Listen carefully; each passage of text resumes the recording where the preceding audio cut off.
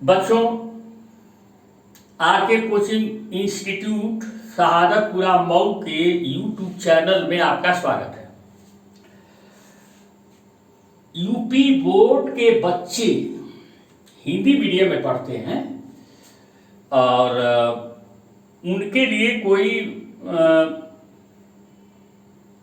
व्यवस्था नहीं है ऑनलाइन, तो इसके लिए हमने हिंदी मीडियम में पूरी मैथमेटिक्स, पूरी साइंस जो है अपने कोचिंग के तरफ से पढ़ाने का संकल्प लिया है।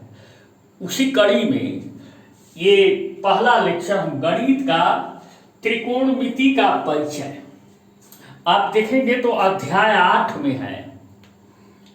गणित की किताब में आप 10वीं की क्लास में देखेंगे तो अध्याय 8 में। अब बहुत से छोटे मोटे एग्जाम भी होते हैं जिसमें इन सब चीजों की बड़ी सख्त आवश्यकता है, तो सिंपली इसको ध्यान से सुनना। और ये प्रारंभिक ज्ञान है। देखो, समकोण त्रिभुज का नाम आप सभी ने सुना होगा, तो हम एक समकोण त्रिभुज यहां बनाते हैं। तो त्रिकोणमिति में कुछ सूत्र आते हैं, उसके बाद हम बताएंगे कि उनके उपयोग क्या है। हालांकि इंटरेस्ट के लिए, आपका इंटरेस्ट बढ़ाने के लिए किताबों में बहुत सी चीजें शुरू में लिखा हुआ है, लेकिन यहां हम टू ए पॉइंट आते हैं। देखो, मान लो एक समकोण त्रिभुज है, ये एक समकोण त्रिभुज है।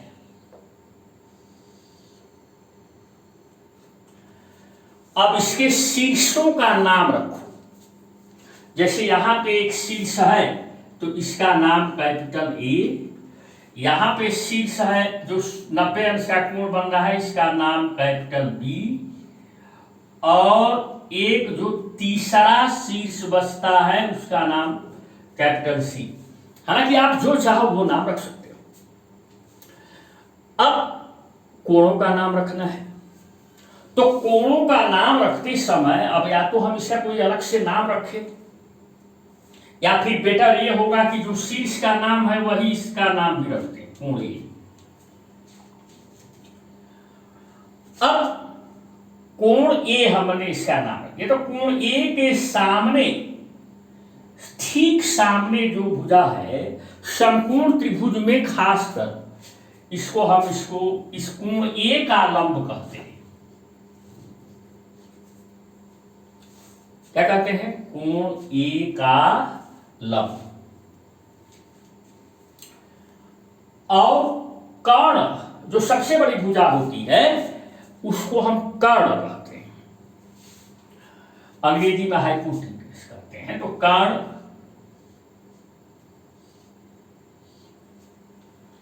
अब जो भुजा बच गई, 3 भुजाएं होती हैं, वो हो गई आधार।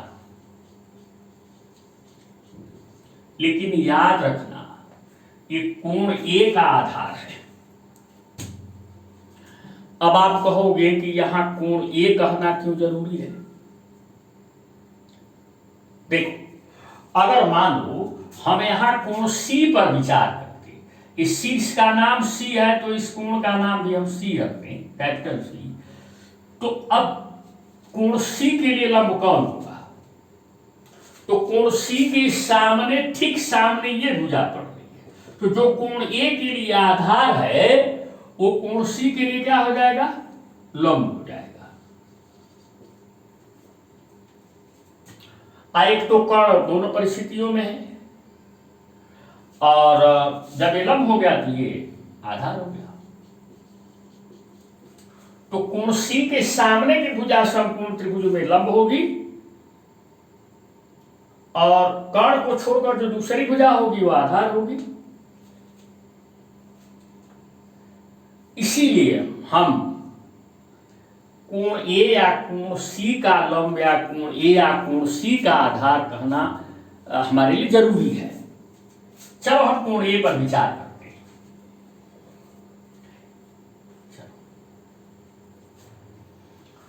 कोण ए के सामने, जो ठीक सामने भुजा है, ये समकोण जो जिन दो भुजाओं के बीच बन रहा है उस कोण ए के ठीक सामने वाली भुजा कोण ए का लंब होगी। ये लंब है। कर्ण तो है ही। अब एक भुजा और जो बचती है कर्ण को छोड़कर, जो कर्ण माने सबसे बड़ी भुजा को छोड़ करके, वो हो गई कोण ए का क्या कहलाएगी? आधार। तो बच्चों भुजाओं का अनुपात लेना है। दो दो भुजाओं का एक अनुपात होगा, अनुपात रेशियो। तो इस तरह से कुल 6 अनुपात होंगे। ये प्रारंभिक ज्ञान में इनको दिया जाता है। जैसे देखो समकोण, अब देखो कोण ए के लिए जो लंब है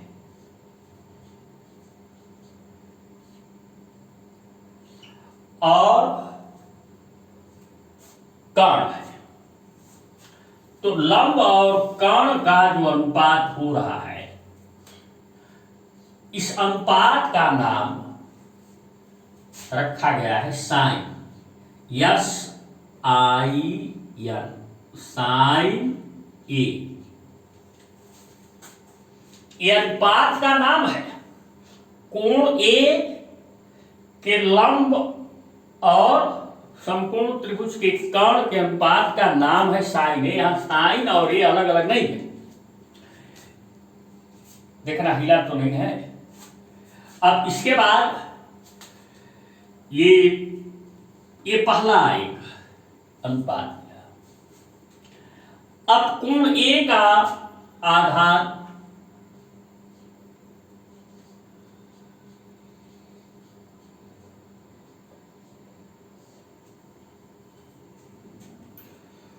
और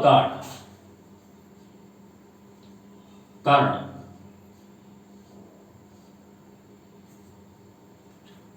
इन दोनों के अनुपात का नाम, इसको हम समीकरण 2 दे देते हैं।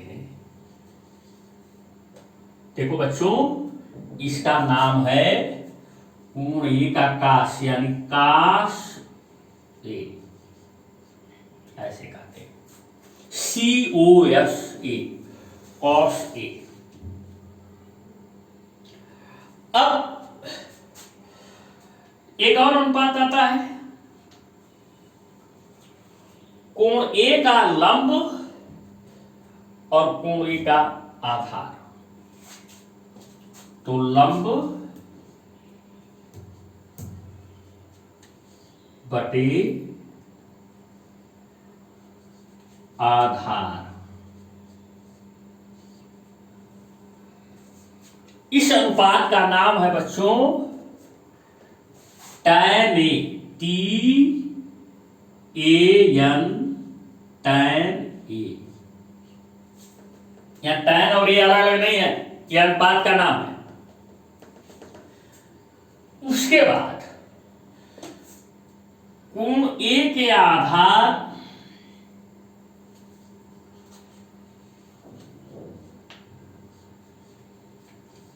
और कोण ए के लंब,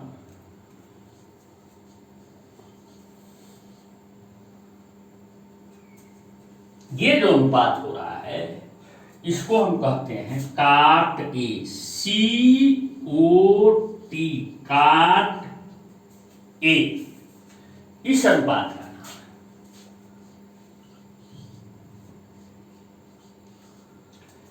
अब कोण ए के कर्ण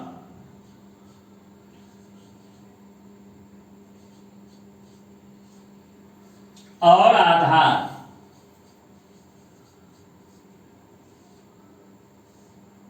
के अनुपात को सेक ए कहते हैं।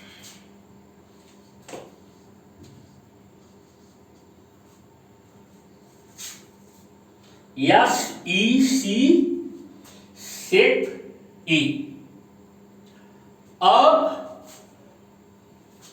कर्ण तथा कोण ए के लंब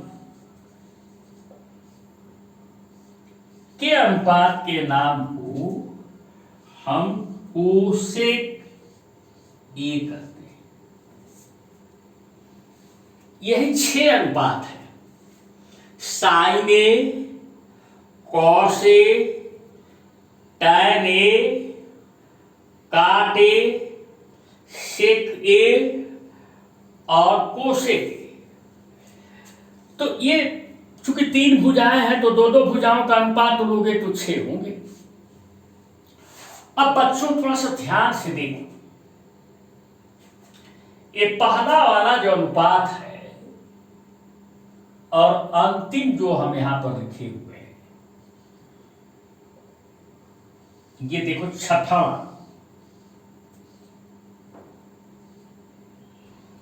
ध्यान से देखो, साइन ए बराबर लंब बटा कर्ण है और कोसेक ए बराबर कर्ण बटा लंब है। ये लंब बटा कर्ण है तो ये कर्ण बटा लंब है, दोनों एक दूसरे के विलोम है। तो इन दोनों को मिलाने से हमें एक संबंध और मिल जाएगा। थोड़ा सा देखिए, ये दोनों विलोम है तो ऐसे हम लिख देते हैं विलोम, अपोजिट रेशियो है, उल्टा। ये लंब बटा कर्ण है साइन ए, कर्ण बटा लंब है कोसेक ए। तो जब हम एक में 6 का गुणा कर देते हैं तो समीकरण 1 गुणी समीकरण 6, जब गोला पाई बना देते हैं ना, 1 और 6 संख्या के दोनों हो तो इसका मतलब हुआ कि समीकरण हो गया। इसमें से गुणा करके देखो, साइन ए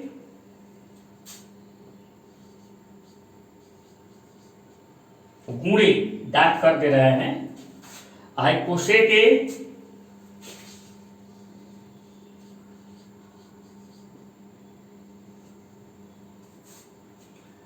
बाएं का बाएं हमने गुणा कर दिया। अब दाएं का दाएं गुणा करना है, लंब बटा कर्ण में कर्ण बटा लंब से, तो दाएं का दाएं गुणा कर दो, लंब बटा कर्ण गुणे कर्ण बटा लंब।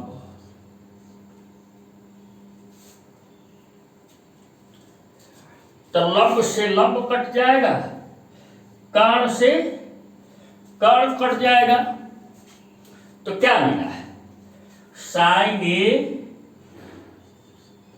गुणे कोसेक ए बराबर 1।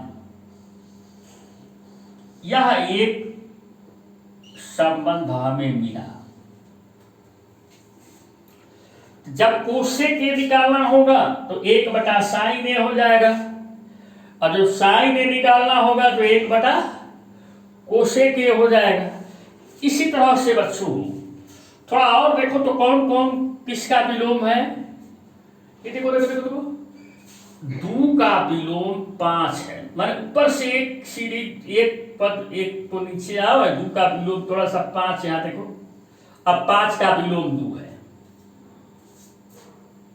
क्योंकि का से बराबर आधार बटे कर्ण है, से के बराबर कर्ण बटे आधार है, तो ये भी विलोम है। तो अब अगर हम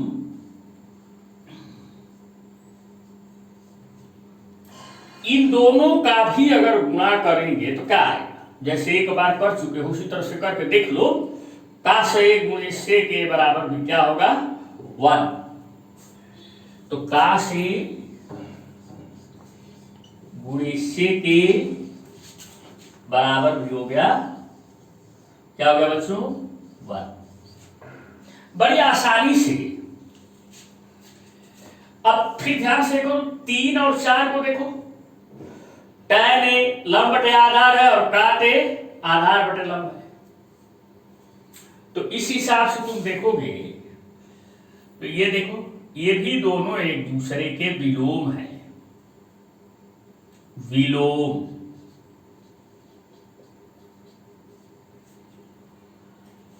तो tan a गुणे cot a बराबर भी क्या होगा? विलोम है मैंने उल्टा है तो लंब बटे आधार है, आधार बटे लंब है तो उल्टा है, तो इसी प्रकार tan a गुणे cot a बराबर भी क्या हो गया? 1।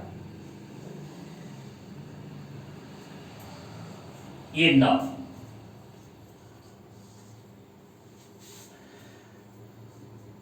तो साइन ए गुणे कोसेक ए बराबर 1, तो कोसेक ए बराबर 1 बटे साइन ए, और साइन ए बराबर 1 बटे कोसेक ए। सेक ए बराबर 1 बटे कास ए, और कास ए बराबर 1 बटे सेक ए। tan ए बराबर 1 अपान काट ए, और काट ए बराबर 1 अपान tan ए। हम ऐसे भी कर सकते हैं, जरूरत पड़ेगी।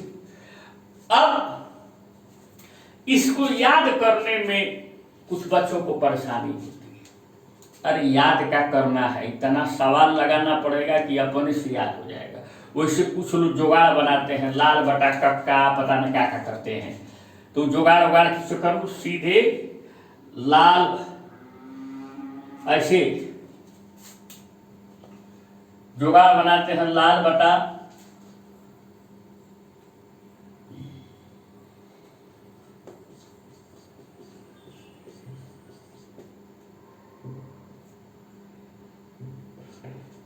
कक्का नहीं,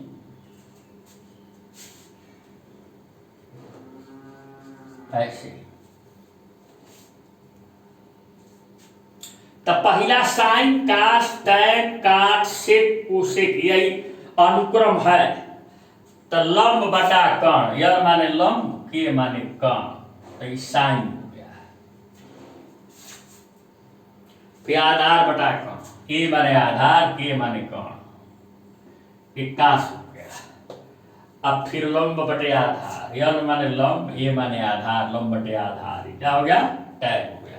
फिर साइन का उल्टा हाई हो गया, कास का उल्टा सेक हो गया, टैन का उल्टा काट हो गया।